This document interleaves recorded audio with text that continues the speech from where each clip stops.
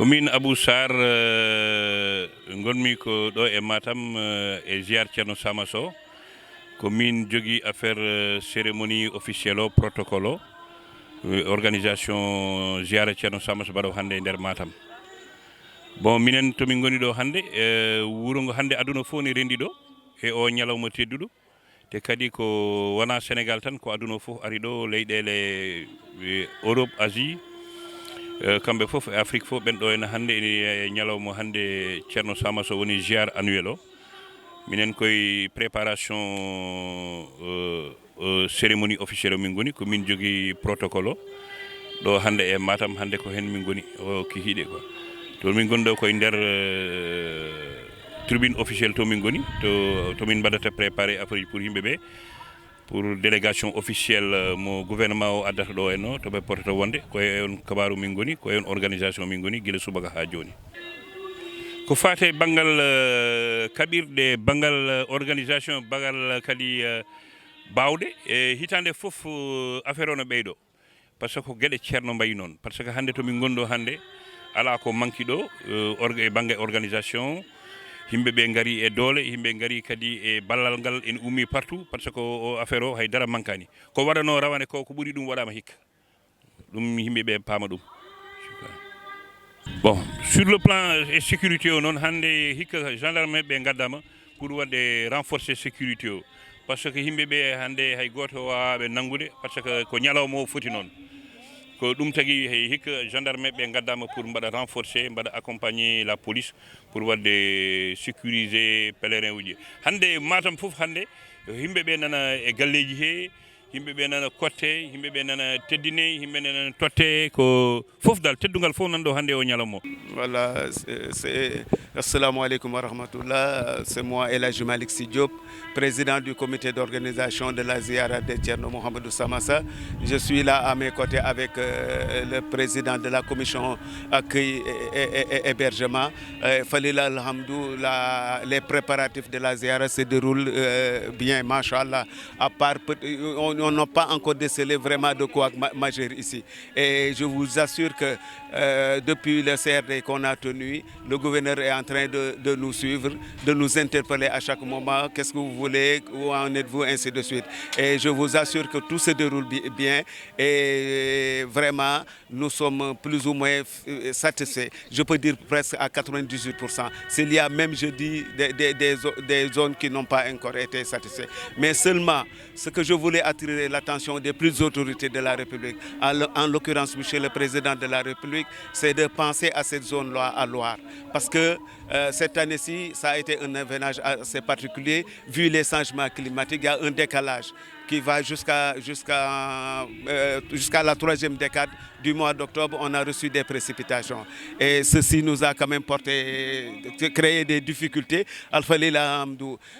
Ces difficultés ont été résolues parce qu'on a eu beaucoup de flaques d'eau ici. C'est une zone marécageuse. Donc les années à venir, on risque de se retrouver dans l'hivernage et ça sera extrêmement difficile si on n'y prend pas garde pour créer des canaux d'évacuation d'eau pluviale. De toutes les façons, tout se déroule bien. Jusqu'à maintenant, nous sommes pratiquement à plus de 99%, je dirais même, de ce qui a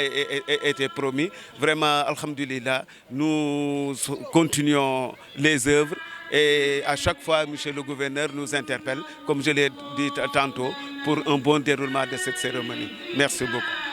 ala no mbatten sogana gaccen mo o salmodira e bandiraɓe yeɓoɓe Pindi TV.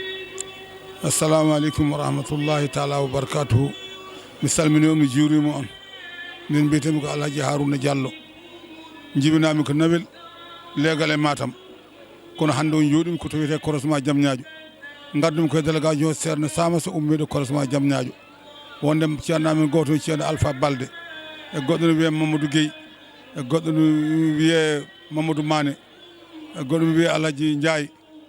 minen goni naranoɓe pour ɓe gara min jettina ga wonde arde yettinde ga salminadu e hade mabɓe arde minen gadi délégation mawɗo noon ko auto min gaddi ummi Diamniadio pour a tawtore ɗo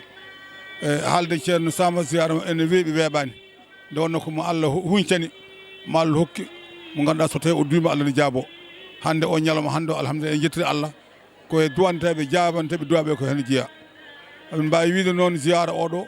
ko komisi ɓooyi ko noon ko woni sababu ziyara o fof ko fuɗɗi ɗum fof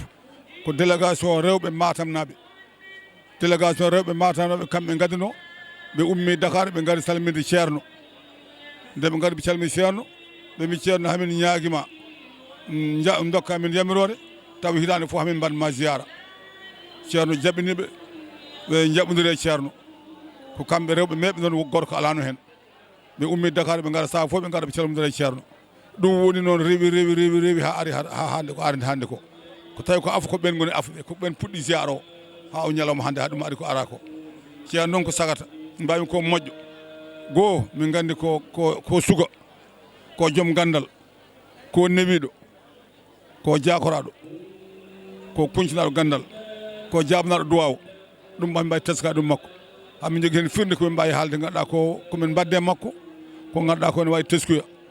minen aranoɓe ɗe daayira jamñaji naaɓe komin ɓami ara ɗo e joni ko waktu fof nde min gari min mbaɗi duwaw ene waɗa Allah ne newnana min daña ɗiɗo tato nayo yaaɓe funnague yaaɓe makka e duwaw makko ɗum min jettiɗenmo Allah te kadi ñande fof kadi ñande fof en ɓeydo arde garanoɗo oto goto so watti arde oto tati otoji nayyi ɗum ɓeydima te min jogui ɓeydade fade makko tabarakallah min mbiyetemi ko Amnata Jabel Amnata Gasamme jeeyami ko wuuro ne wiye Guijilon mi ɓooyi arde ziyara o hikka waɗi min ɗo duuɓi 16 komin batti arde ziyara o min jii hen tan koko weeli ene yooɗi ene yurmini ceerno no bismo hoɓɓe ɓe kala neɗɗo ɗo woni tampani heyɗani ɗomɗani kala ko jiɗɗa wadde aɗa waɗa ko rewi Allah jokki hen ɗam somin garani tan taw ko rafi ɓuuri min doole so rafi ɓuurani min doole ha so pawgal bolle puyɗe so ziyara o yonti alay saago min gara min mbawa wasde arde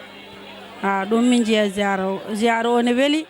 ene yurmini ceerno no haalanma haala Allah no haalanma no Allah rewrete kadi tampere fo ala hen wona heege wona ɗonka ala fof komin jii hen caɗele eyyi mbiyeɗe gardum ɗo koye sehilam bandam koddiɗam mi wiye Bouya Thiappa Hammady Alpha o jeeya ko ɗo e Matam kono guila o nani ziyara ceerno Samassa o meeɗa amde o meeɗa tampude o meeɗa wiide o sellani kala nde gummima o ummoto kala kene waɗe hen omo waɗa hen omo doga hen ko foti dogde hen ko jiɗɗo ceerno toppitiɗo ceerno jiɗɗo haala ceerno kanko ceerno han umminimo wona haydara duuɓi ɗi keewi kono minen min jiyani duuɓi ɗi min jii tan ko garal ngal e yidde ceerno nde duwaw oɗo nokku o ko nokku mo ganduɗa ko nokku jaɓeteɗo duwaw digle Allah ɗe fof ne jaaji kono waɗi digle ganduɗa ɗeɗo to Allah mi moɗo hersa neɗɗo jaaɗo jooɗo ɗo rawatina e ngal ɗo digral o ñaago mi salo nonno ko min ñaagate ko min hokkata ñaagoɗe kam kala ñaagi ɗo min hokka on ƴeewe noon ne cuɓoɗon e digre ɗo ganduɗa ɗo ganduɗa laaɓi on oɗon jogui jorto kala ɗo jorti ɗon son ñaaguima Allah ne jaɓa mami taw won ɗon tawi ñaaguima jaɓa noon ɗum noon mi salmi bandiraɓe mi juuroɗumen kam fof albarka ma bisimilla maɓe gara soɓe gara ɓe ñaago soɓe ñaagi Allah ko jaabete jarama mi salmi bandiraɓe fof mi juurimi bandiraɓe fof raboy worgo funnague e hirnague mboɗo salmina mboɗo duwonoɓe yo Allah wattu hokkude mo wuuri kadi enen kala e juuɓe tawi mbiyeden ustaki mi jaynel Moustapha sallllahu alayhi wa sallam